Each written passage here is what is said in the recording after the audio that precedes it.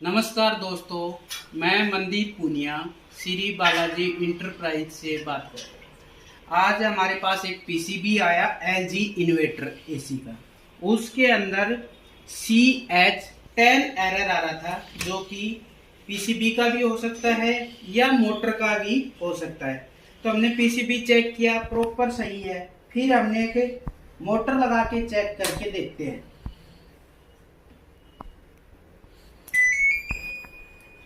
जैसे मोटर लगा दिया और डीसी वोल्टेज किया। अभी डीसी वोल्टेज करने के बाद पहले इसमें 5 पिन होती है जो BLDC मोटर होती है।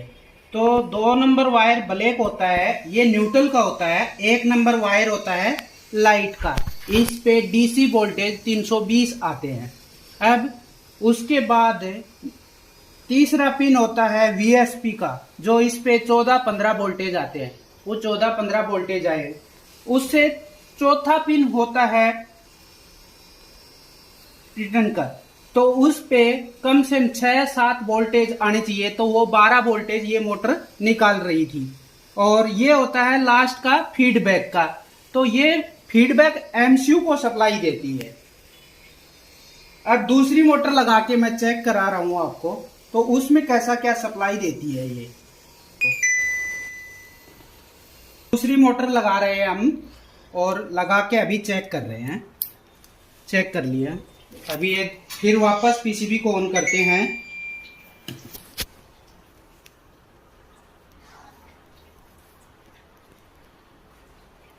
जैसे ये यहाँ 320, 25, 26, 27 ऐसे वोल्टेज आते हैं, तो वो वोल्टेज आ रहे हैं। फिर बच गया अपना VSP का, फीडबैक का और रिटर्न। तो ये VSP 13 वोल्टेज आ रहा है, फिर रिटर्न 7 वोल्टेज आ रहा है, कि जो 6 से 7 ही वोल्टेज आने चाहिए। और ये फीडबैक जा रहा है 3.3, तो MCU को सप्लाई देता है।